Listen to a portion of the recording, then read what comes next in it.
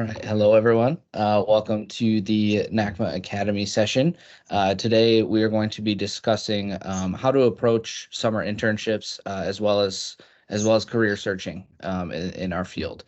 Today, we have some very special guests, Ariana Palmer from the University of Delaware and Tiff Crooks from the University of Louisville. So we'll begin. Ariana, if you want to introduce yourself and tell us what your title is, how long you've been at the University of Delaware, and then give us a look inside the path of how you got there. Yeah, sure. So, like Nick said, I'm Ariana Palmer. I am the Director of Marketing and Engagement at the University of Delaware. I started in June of 2020, so right in the middle of the pandemic. So I've been here for 4 years, going on my fifth season. And as you can imagine, through the pandemic and navigating coming back to sports, it's been a very interesting path here. So I'm currently the marketing contact for volleyball, men's basketball, swim and dive, men's, women's golf, and softball. And then as well as, some of our like email marketing initiatives and like helping lead our office with student on-campus engagement and all that good stuff. And so I originally grew up in South Jersey. So I went to school and I swam at Rider University. And at Rider, I was a sport management and marketing double major. But I also wanted to end up getting my master's degree. So I ended up going to Drexel in Philly, and that's kind of where I was able to do a bunch of different internships that I'll talk about a little bit later. But that path helped me land in the position of wanting to work in collegiate athletics. So after I graduated from Drexel, I made my way out to the University of Pittsburgh, and I worked there as a marketing coordinator with Learfield, now Amplify. And I was there for about 9 months. And then that's kind of where the pandemic comes in. So I made that transition to Delaware to get a little closer to home and to have a little bit more job security, to be on the university side versus, third party. And I've been here ever since. Awesome. Well, like I said, it's great to have you, Ariana. And Tiff, if you want to go ahead and introduce yourself. Well, as Nick said, I'm Tiff, and I serve as our Director of Talent Development at the University of Louisville, which is a really unique position that doesn't exist in a lot of athletic departments. So the point of me is to create learning and development opportunities for our coaches and for our staff, as well as staff engagement. And I in addition to that, oversee our internship program that we do in-house, our Louisville Athletics Internship Program, which is sponsored by Adidas. But my background is a little bit unique. Bring a unique perspective in. I was a coach. I coached women's soccer at the collegiate level for 17 years before I made a career pivot into what I'm doing now. Awesome. Well, we will get started here, and we will get going on our first question. So first question I have, and we'll start with Ariana.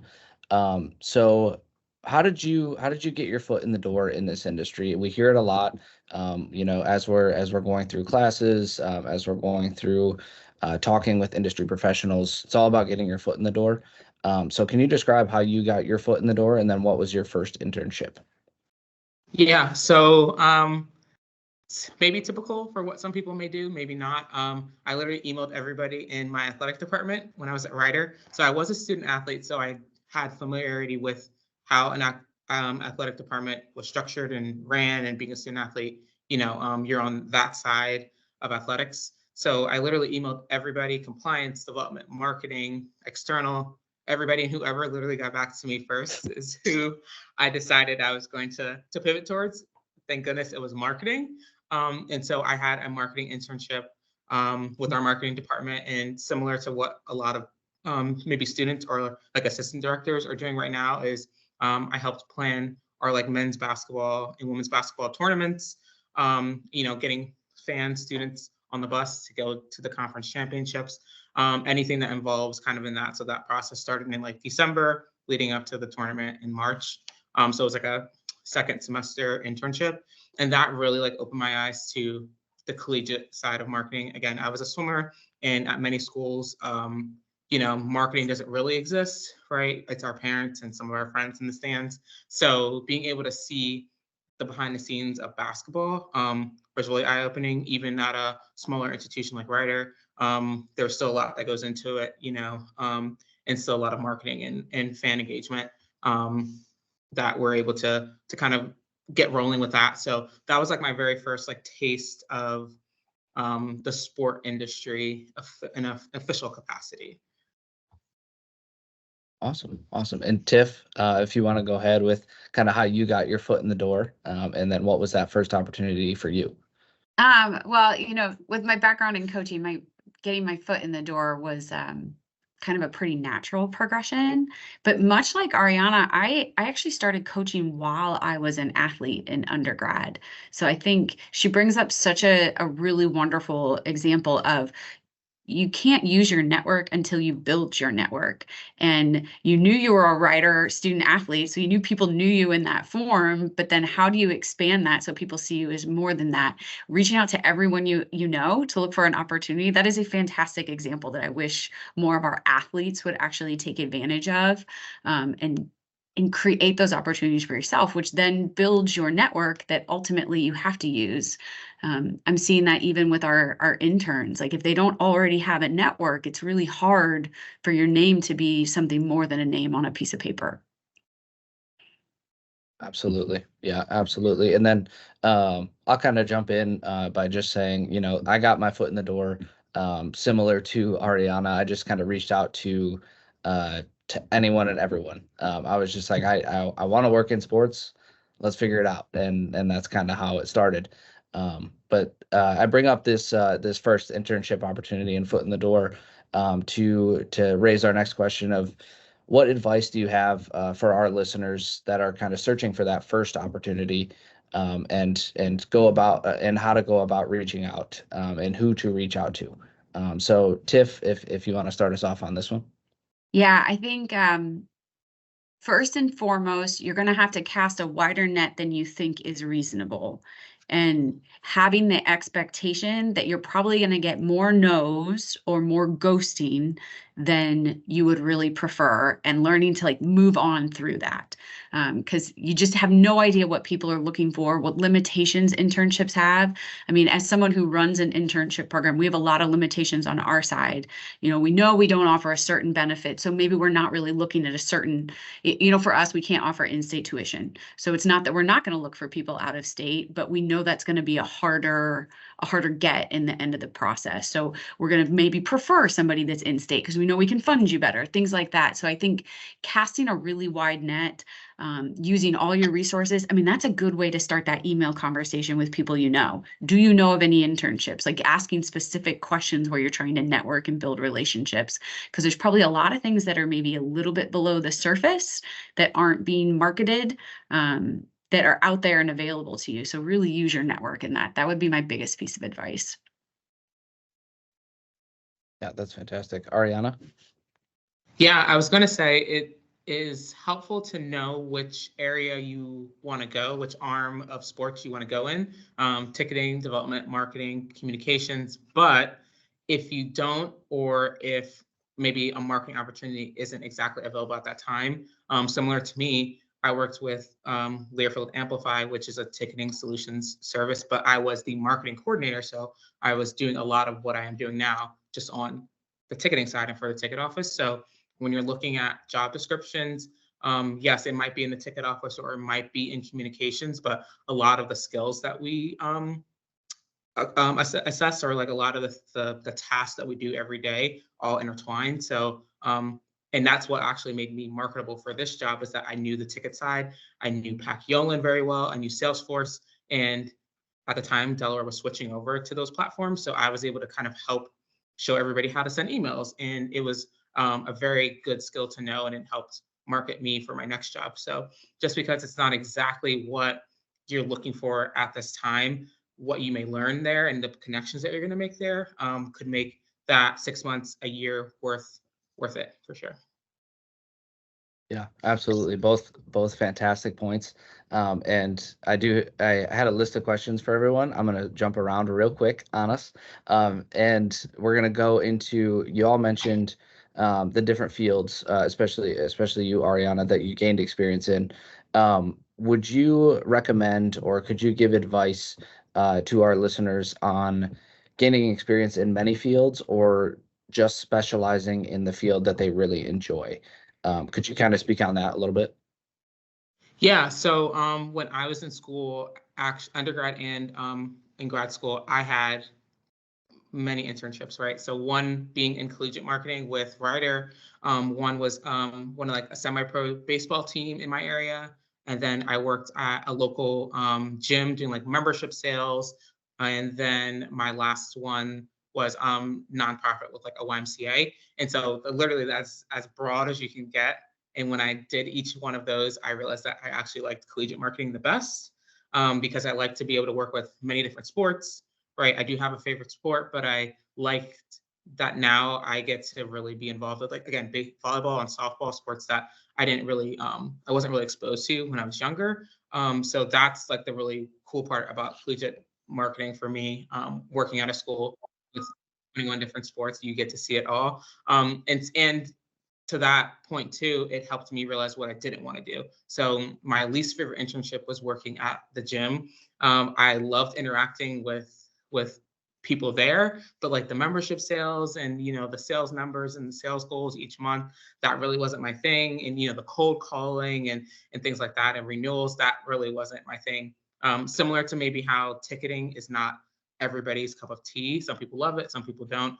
But I did it. I have the skills. I know I can do it, but it's not my preference. So I was able to kind of like check that off the list of things that I wasn't exactly really into or wanted to make a career out of. But again, the what I was exposed to when I was there was really unique. Like, again, the people that I got to meet there, and I was exposed to like pickleball there before pickleball was like huge, right? So that was like what, 8 years ago. So I was like, pickleball, what is this? And these people have been playing it for years. So I would have never, had that experience had I not like taken that internship and just said, let me try it. So that's what I would suggest too. Like, maybe it doesn't tick every box, but it might tick enough boxes for you to say, okay, let me try it. Hey, either I love this or this isn't really for me. But again, it's another resume builder and something else you can talk about when you're interviewing. Yeah, absolutely. And Tiff, do you have any advice for kind of casting that wide net as an intern or specializing? Yeah, I think Ariana brought up a really good point about diversifying your skill set and working across. Where I see our best interns that in turn turn into our best professionals are their yes people. And what I mean by yes people is not that they just take commands, but if there are other opportunities outside of what they think is their lane and someone asks for some help in there, they say yes and they go and do it. Some of our more senior level executives, when you look back at their resumes, they've been in different departments. And to me, those are the ones that have the best power when it comes to strategy and decision making in those points, because they see different points of views because they've actually been in the shoes of folks that are working in those fields. So I think there's a whole ton of power in, I mean, I love Ariana's path. I mean, that to me, as someone who would be looking to hire somebody, I would be really excited about her being in those different fields. And what I would just want to know is, can she tell the story about what she got out of those things, which clearly she can. But that to me lends to somebody that brings even more into a work environment, because you can plug and play in different spaces. And especially when you think about the differences in athletic departments, like your Power Five has more people that stay in a lane. Your mid majors, you're wearing hats, you're taking them off, you got 6 on at one time. It's just a different skill set. And I think you see both sides struggle a little bit when they transition to both places too, because a lot of people really thrive in that multiple hat. Some people thrive in like the one hat, but even trying to figure out like what is the best fit. And let's not even talk about how you've got to keep yourself relevant in whatever this next wave and whatever the future of college athletics. I don't think there's a time that is more important to be creative and work within some parameters that maybe you didn't choose than right now. Absolutely. I think it's very important to have multiple different skill sets. But then also if you're really passionate about something, go do it, right? Like Mhm. it's definitely there's definitely two sides to it. And I think you both shared some very valuable points there. We're gonna jump into kind of kind of a resume application question, and especially for us as hiring managers. What are some qualities that you all look for in student interns, or in those positions that you might be hiring a first-time employee? We'll start with Tiff on this one. Well, first of all, I think it's okay. If they're a first-time employee, they don't have to have a whole breadth of, doesn't always have to be relevant experience in my eyes. I'm also projecting because I made such a big career transition. I was just hoping people would look at my resume with a lens of like, maybe she doesn't want to be a sport coach, but maybe she can do some other things. So I think it is, especially for an intern, it is really important that you can see and it comes across that this person enjoys learning. So you may not have the skill set right now, but what you need to see is the qualities and the traits of someone that wants to learn a different skill set. Versatility is really important. I don't think you can ever overlook like what someone brings in terms of their culture add to a situation. So are they positive? Are they excited about the industry? Do they like challenges? I think those things are going to be really, really important. This is a tough industry. I mean, it's tough. You have to figure out where you draw your lines and where you find balance, stuff like that. So figuring out, does somebody have that in place already, or is that something we can teach them? I think those to me are those are the intangibles that you can't always get across on a resume. Absolutely. Ariana? I say to expand on that a little bit, I think it might depend on what type of internship you're applying for, right? So if this is a post-grad internship, I would definitely be looking at, one, like, where did you go to school and did you take any opportunities from that institution to intern or like get experience? So we kind of talked about mid-major and Power 5 schools.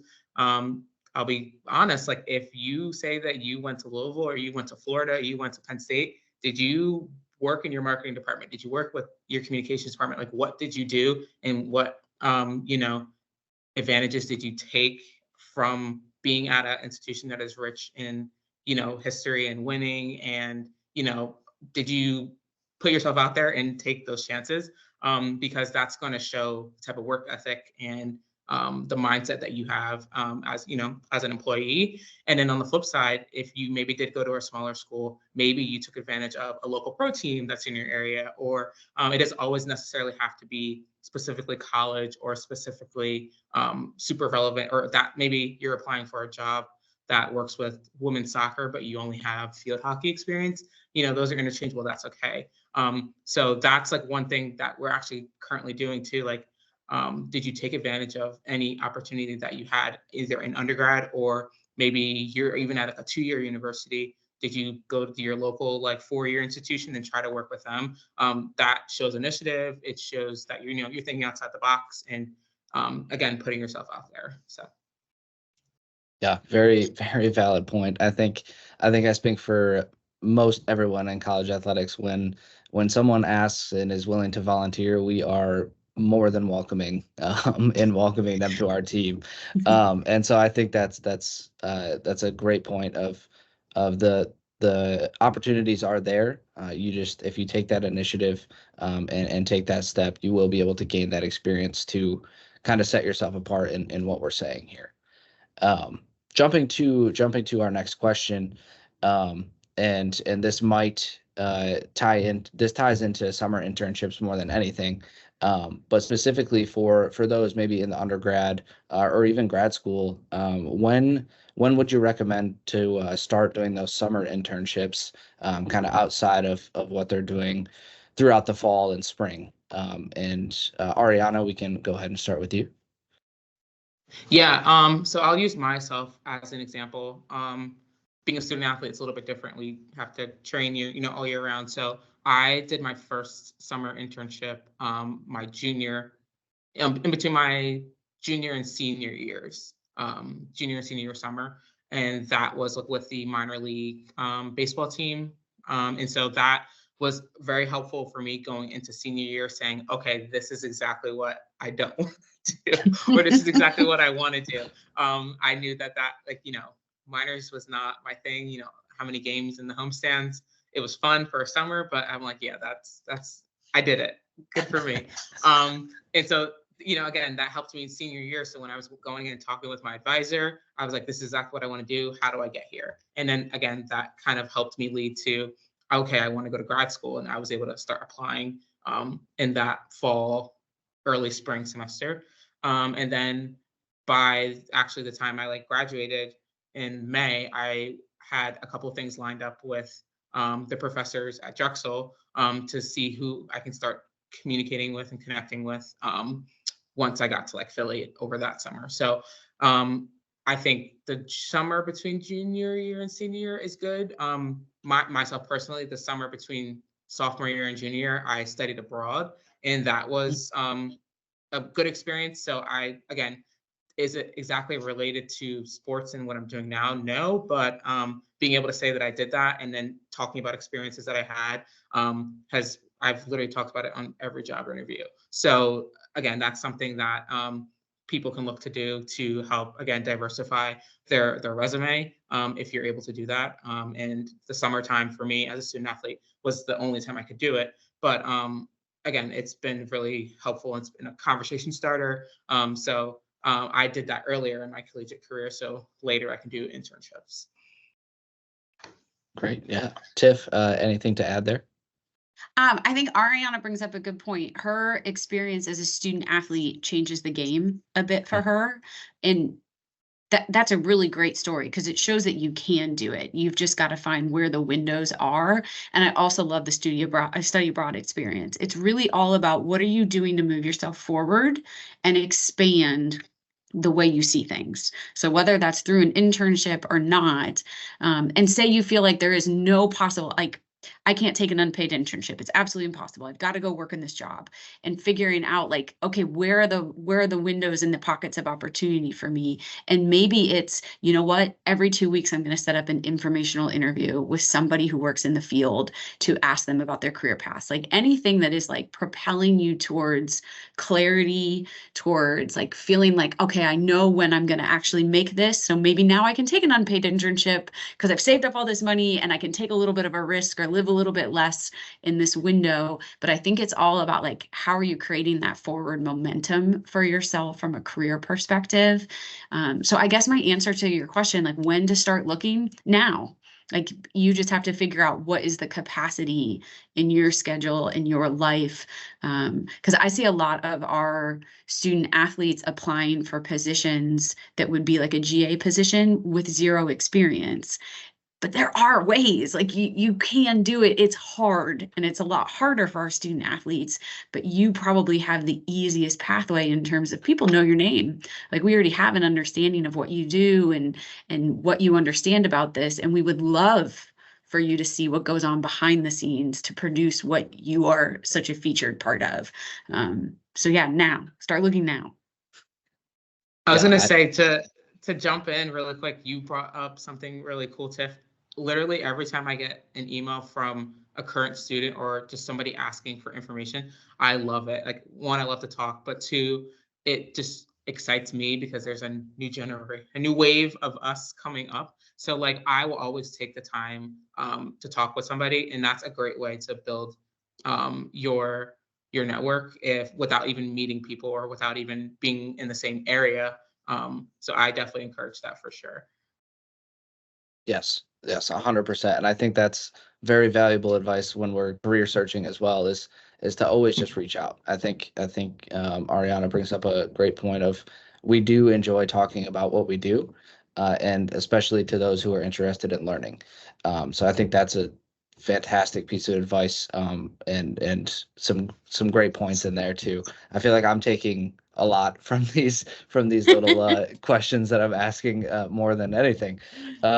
So we'll kind of transition. So since summer internships might be difficult in TIFF, I think you mentioned it there, and especially now things are getting expensive.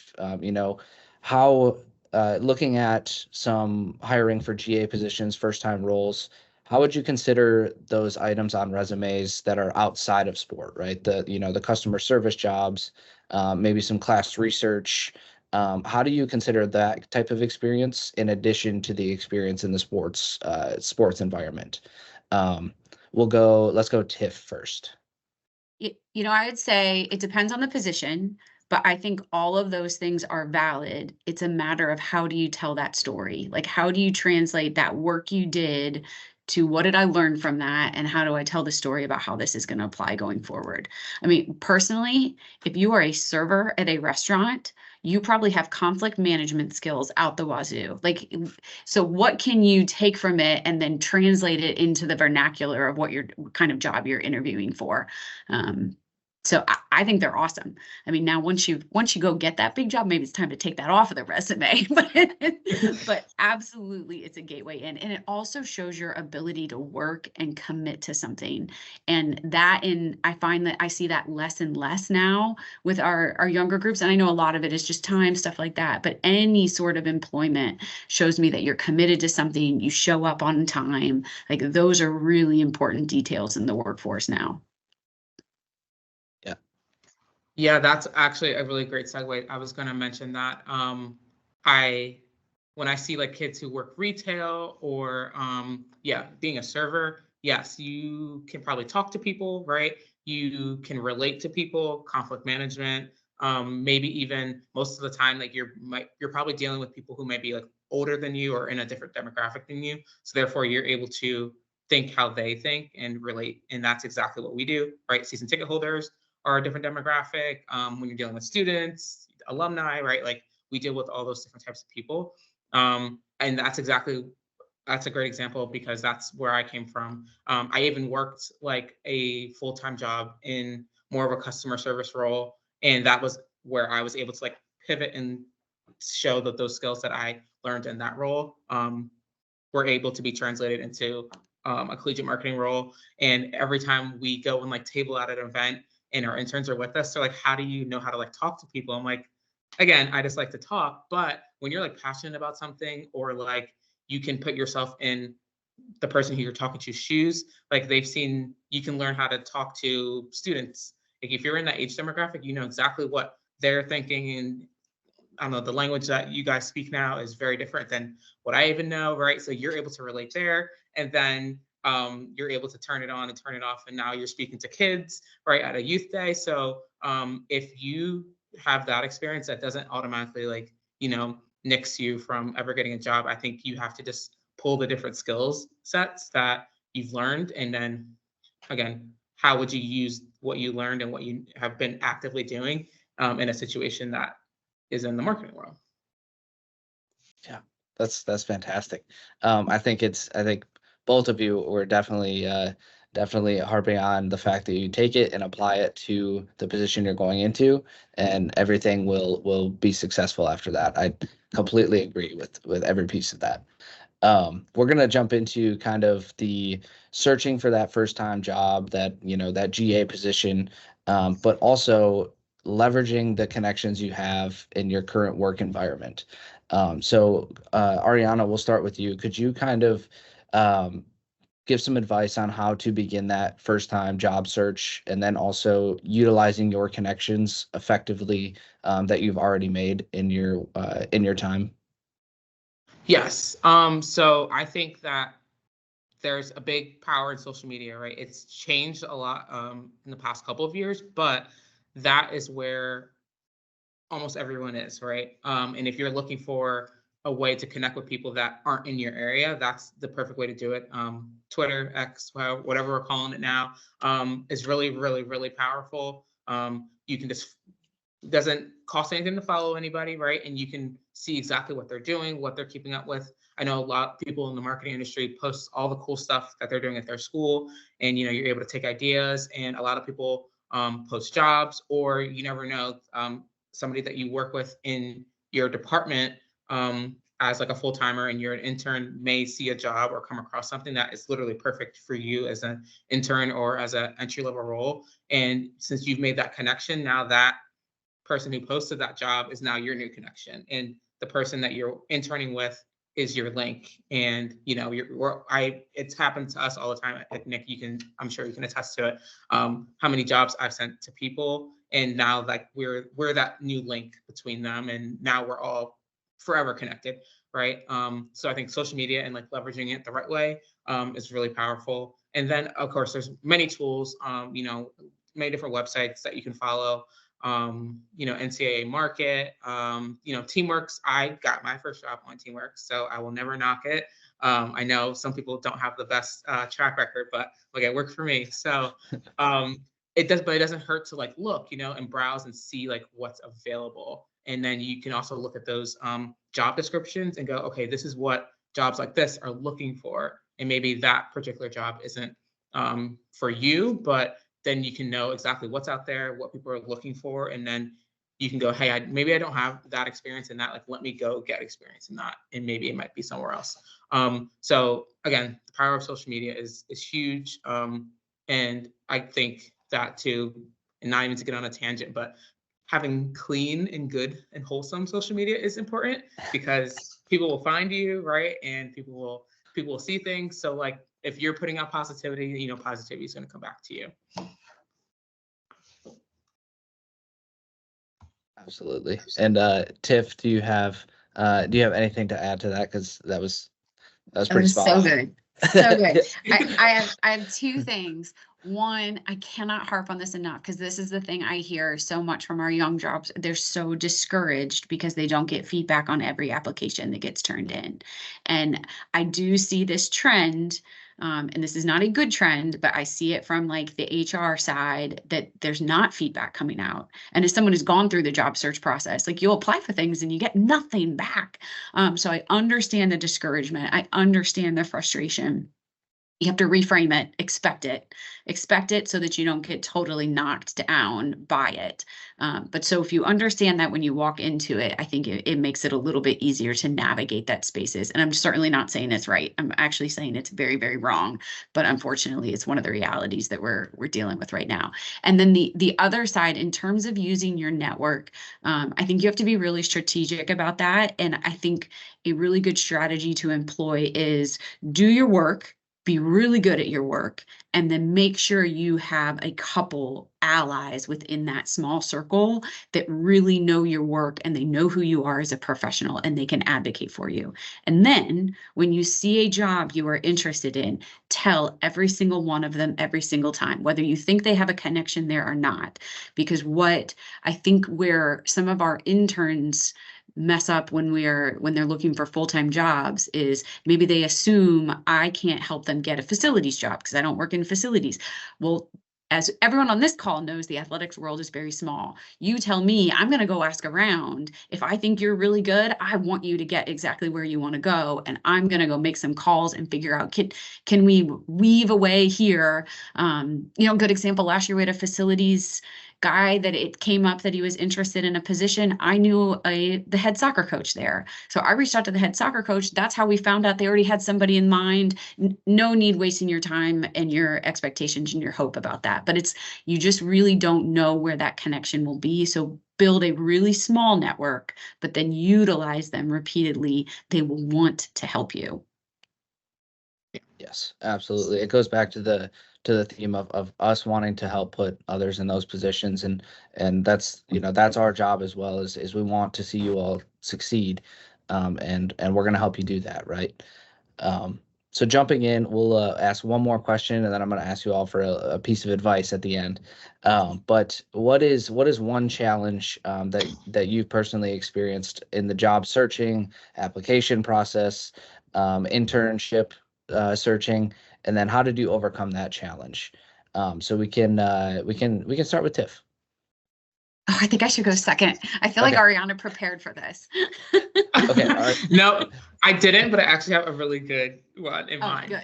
Good. So the way that I feel like this industry works, and sometimes just life, is that sometimes opportunities come to you when you're not looking. So a few years ago, opportunity came to me that I wasn't actively looking, but once the person sent it to me and I did some more research into it, I was like, wow, maybe this is the logical next step. So I ended up going through the interview. And again, if you learn more about the process of how our industry works, you do Zoom and phone call interviews, and then you get to go to campus. So when you make it to campus, you're big time because you get to go around and meet everybody. And I thought I did so well in the campus interview. You meet all these people and you're like, I made it through the say. And the feedback that I got after the interview was that they didn't feel I was ready for that specific position. And I was like, wow, again, at first I was like, oh, I felt like I aced it. I thought I did really well, but the feedback was really, really, really good. And it was actually from somebody in our industry who is very well known and very well respected. And so that one, it was really positive that they even reached out to me about the opportunity. And then two, they were able to give me like exact feedback from, you know, my time there and like the work that I've done like previously. And so as disappointing as it was to be like, hey, like we're not going to offer you, or here's some feedback, it was a really, really, really good learning experience to be able to interact with that person in that way. And on top of that, they're able to now go tell their network, which is a very big positive network. I will say that like, hey, like they came and interviewed, it wasn't the right time or in place, but like keep an eye out on them. Like they might be somebody who's ready in another year or so if you have something open. So again, taking that feedback and not looking at it as like negatively, but hey, these are skills that I might be able to sharpen in the next year or so. So I am ready for that next step. Or vice versa, it might give you some insight of like, hey, maybe where I am right now is where I'm supposed to be, and being able to like elevate your role at your current institution. So again, that was about almost 2 years ago, and I'm actually still at Delaware. So what does that say? It says a little bit, right? Like I've been able to do a lot more here. I've come a long way in those 2 years. So maybe it was a blessing in disguise, you know, that I was able to stay here and like work on a lot more projects, you know, higher level stuff than just our typical marketing, game day promotions. So that was a really big like learning experience. Again, at first I was a little crushed, but then I took it and I was like, you know what, like everything happens for a reason. And I'm actually glad I went through the process, especially when you're not looking. It's different to be actively looking and then being let down. But then when somebody reaches out to you and says like, hey, like we want you to apply, like let's try it out. It's a testament to your work too. So I always, well, maybe this is my like piece of advice, but I say like going out and looking for it may not be the best bet. You kind of like sit back, do your job, and do it well, and people will find you. Yes, I retweet. Yes, no doubt. All right, Tiff, that gave you a little bit of time. Let's hear it. That did. Well, one, I want to emphasize a few things that Ariana said that are so awesome that really stuck out to me about that story. One, the openness to a position when you weren't looking. But I think the thread through that whole thing was being open to feedback, being open to changing the way you do things. But I also kind of heard in there, it sounds like you were like, you know what? I'm going to do more now. Like, because because of this opportunity, now I'm going to go back to my role and I'm going to like take on some things and like seize it. So I think that's like just a fantastic holistic story. I love that story, Ariana. That was really good. I will take us a little more of a depressing place, but not a bad place. As someone that took such a stark career transition, I mean, that career transition for me took 2 or 3 years for me to, one, totally figure out exactly what I wanted to do, what it looked like. And then the interesting nuances, I was literally following my now husband around the country in his coaching career as well. So I was trying to reinvent myself in some of these different spots. And so I'll give him some credit because he gave me the flexibility and the ability to do this. Is he was very much so, you have an idea where you want to go and what you're chasing, go do it. Whether that comes with an income or not, go do it. So I did some things so that we could pay the bills, but I did a lot of things because I knew what kind of a resume I was trying to build for myself. So I created relationships and spaces and then made asks for, hey, can I run this programming for you for free? Can I do this for you for free? And people were very happy to let me do that. And then when we made this transition here to Louisville, because we actually came here for him, this back to Ariana, sometimes just be open to the opportunity. This position shows up. And because I'd been doing what I wanted to do, I actually had a resume that I could go and get the job that I actually wanted because I'd been doing it for free for quite a while. And I think my husband is very happy now that I get paid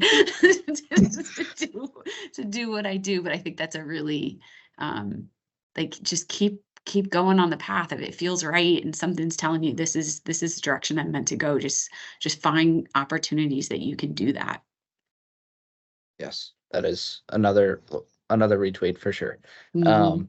And I think so last thing here, and I can kind of kick us off with my challenge / advice. Is The challenge that I experience is it's tough. Applying for jobs and job searching, especially for that first opportunity, is tough. There's going to be a lot of rejection, a lot of no's. You just got to stay positive. And so that would be my advice is to stay positive to those looking to break into this industry. It will happen. You just have to keep pushing. It will happen. That door will open. You'll get your chance, and then you'll be in. Right. So it's tough, but you just got to stay positive and stay persistent there. And so now we'll start with Ariana, and final piece of advice for our listeners. Yes. I say it is to be yourself. So this industry is very different than like maybe you have friends who are in like business and it's going to be doctors and that's like literal rocket science stuff. And they have to be serious and they are dealing with super serious stuff and or it's not a 9 to 5, right? Like be yourself. Like this is a fun industry. We get to come in and we get to wear our gear, right? Like of our school, like, and you can just be relaxed and literally be yourself. And that's one thing that I've been like really appreciative of Delaware is that you don't have to be like stuffy and like, your suit and tie, yes, I wear my blazer on game day and things like that, but it's very relaxed. You can, do you and be you. And that's going to come across when you're interviewing too. That's one thing I like to see too is personality, right? Like, what do you like to do outside of here? Yes, we have like very little free time, right? Because we're always here, but like what in your free time, what do you like to do? Like, I love hearing that and seeing that like people have different interests and what different values. Like, hey, like I just got a puppy. Oh, that is awesome. And then now you're able to talk about that kind of stuff. So it helps when we're grinding and we're on, 4 weeks straight of football games. Like, what do you like to do and who are you as a person? And if I know that you are, a fun-loving person, you're going to, get your work done, hardworking, but again, work hard, play hard, like being yourself and not, being how you think people want you to be is really, really positive. And again, we're human and we're all different. So being you is going to bring that extra little spice to any job or any department. So. No doubt. No doubt. All right, Tiff. Last love piece of that. advice. I got 2 little ones. Be open because it may not look the way you've got it pictured that it's going to look. It may not be in the part of the country you think it's going to be. It may not be at a type of school you think it's going to be, but just be really open. And then the second one, this is about finding the job, but this is also about keeping the job. Invest in yourself and do some values work so that you really know like who I am, who I stand for. And that really goes along with what Ariana's saying with be you. You have to know who that is before you can truly go out and be it. But that is how you can be sustainable within the industry. Yeah, absolutely. I mean, that's some great advice to end on. I think this session was extremely valuable, especially for me because I even took a few little pieces and nuggets away from it. But I do want to say a huge thank you to you both for taking the time to speak to our listeners and talk about some career searching, how to approach internships, and then just overall just making that career search better. So I do want to say thank you and appreciate y'all's time. You too. Thanks, Nick. Thanks for having me. For us. Yes. Ariana, it was wonderful to meet you virtually. You too. Yeah, you're a star. Awesome, Nick, we know awesome. you're a star. Oh, well, thank you, Tim. I appreciate that.